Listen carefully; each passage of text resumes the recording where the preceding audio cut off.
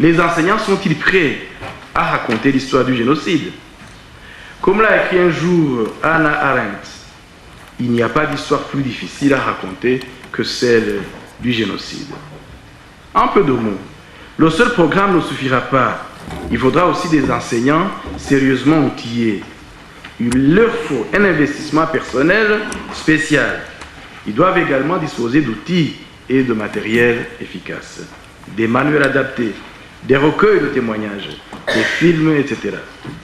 Ce matériel didactique est maintenant éparpillé au Rwanda ou ailleurs, ou même, dans certains cas, mal organisé ou encore inexistant. Le travail donc reste de longue haleine. Il y a une nécessité de rassembler ce matériel, l'organiser selon le niveau des apprenants, mais quand même, il y a un ouvrage qui vient de sortir, intitulé « Histoire du Rwanda, des origines à la fin du XXIe siècle », un ouvrage qui a été réalisé sous la direction de Diana Fachedeo et Paul Outaïsé, avec l'appui financier de la Commission nationale pour l'unité et la réconciliation. L'objectif de ce livre reste de donner des informations de base sur des aspects essentiels de l'évolution du Rwanda, comme l'a indiqué le ministre de l'Éducation dans la préface du livre. Avant l'introduction effective du nouveau programme, le ministère de l'Éducation, à travers une de ses agences, le Rwanda Education Board, a essayé de préparer les enseignants et certains autres acteurs éducatifs qui vont utiliser ce programme.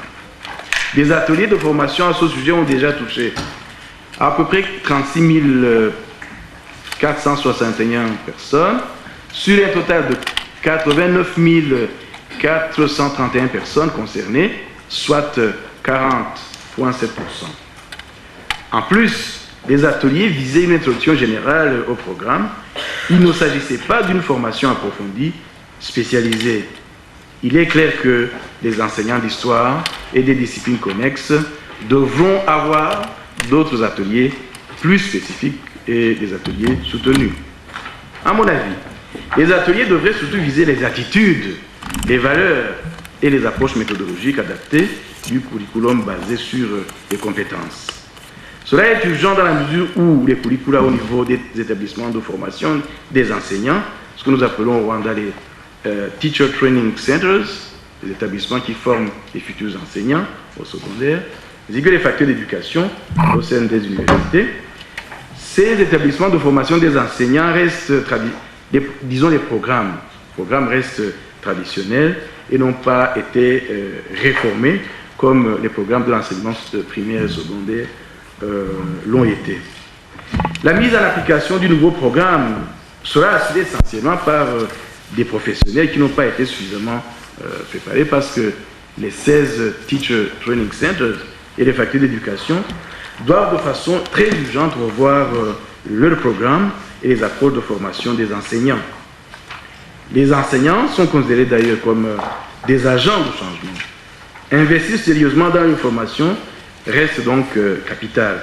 Ils doivent être bien préparés, accompagnés et avoir des moyens suffisants pour jouer leur rôle. Cette mission de l'enseignant est énorme. Elle exige en tout cas une excellente qualité. Le recrutement des élèves dans les Teacher Training Centers et des étudiants et effectués d'éducation devrait tenir en compte cette réalité. Certains auteurs d'ailleurs ont montré des phénomènes inquiétants en montrant que les candidats qui choisissent les Teacher Training Centers sont ceux qui n'ont pas de points pour être admis dans les filières prisées. Ceci étant démontré aussi pour ceux qui entrent dans l'enseignement supérieur, dans les facultés d'éducation. Le manque de matériel pousse encore certains enseignants à passer superficiellement sur les éléments sensibles, par exemple les questions qui regardent le génocide, et face aux questions sensibles des élèves, certains enseignants esquivent et leur demandent d'aller se renseigner auprès des parents ou des connaissances. Ceci a été indiqué par certains chercheurs. Dans la politique du secteur de l'éducation, il est écrit que le gouvernement estime que l'éducation doit viser à créer chez les jeunes les valeurs qui ont été érodés au cours de l'histoire récente du pays. Le rôle des enseignants devrait être considéré comme crucial dans la formation des citoyens responsables. C'est la vision 2020 qui l'indique.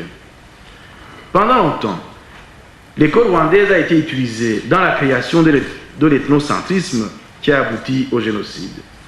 Et comme l'indique Kalamé et les collaborateurs, le génocide s'est conçu dans les têtes avant d'avoir été mis en œuvre sur le terrain. Il repose sur une mémoire construite, trafiquée, historiquement datée. L'école a été véritablement un espace-temps de vie sociale et elle a joué un rôle dans cette construction.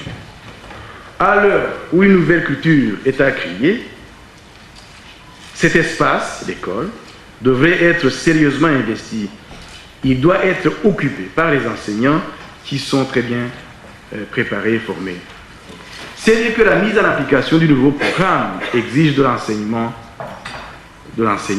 plus que des connaissances. Jusqu'à présent, j'ai insisté sur l'école et les enseignants, mais il faut souligner que d'autres lieux et acteurs sont concernés de près ou de loin par l'enseignement et l'apprentissage de l'histoire du Rwanda et de l'histoire du génocide de Tutsi et mènent des activités qui visent le changement des mentalités.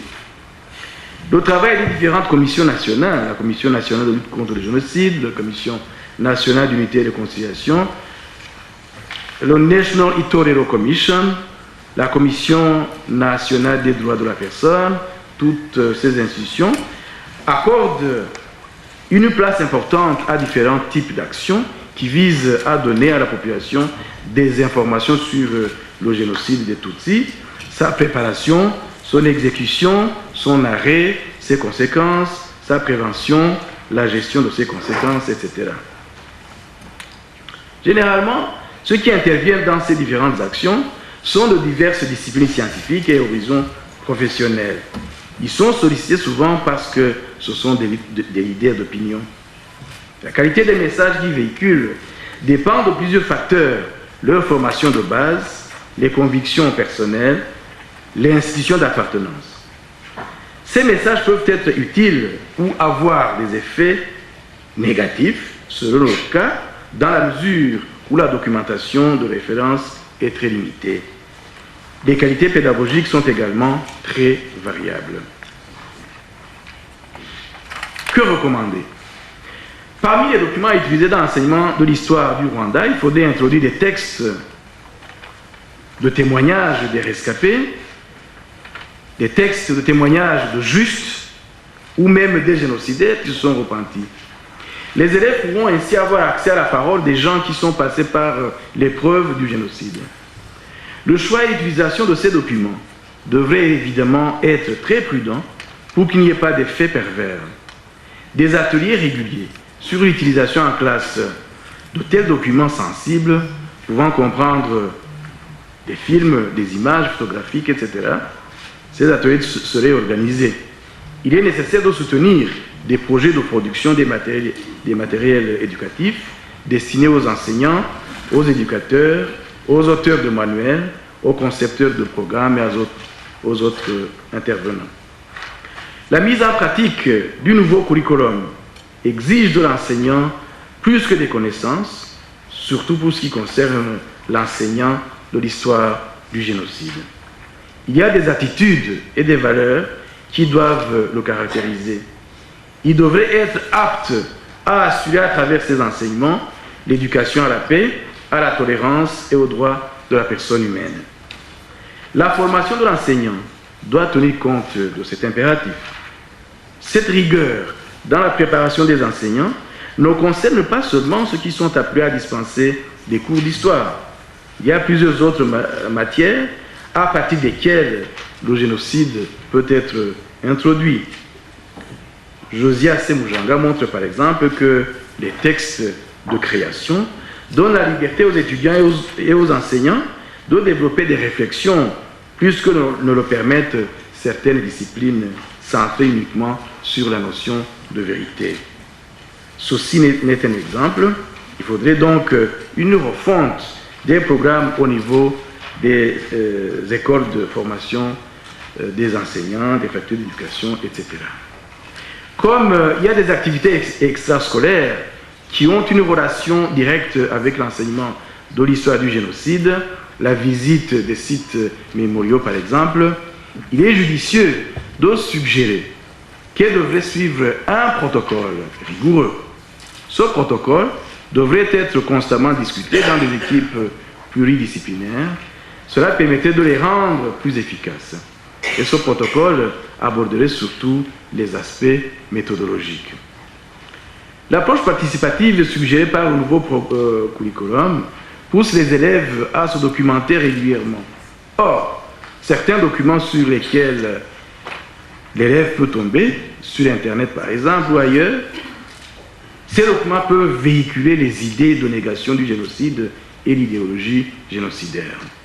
Des fois, cela est fait subtilement.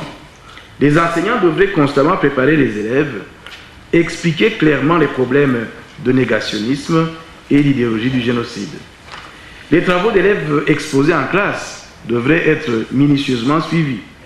Les enseignants seraient très attentifs pour repérer les informations qui peuvent traumatiser, les informations qui peuvent diviser, des informations qui peuvent frustrer ou développer la haine entre les élèves. La tâche est très difficile, mais il faut s'y essayer. Je vous remercie pour votre attention.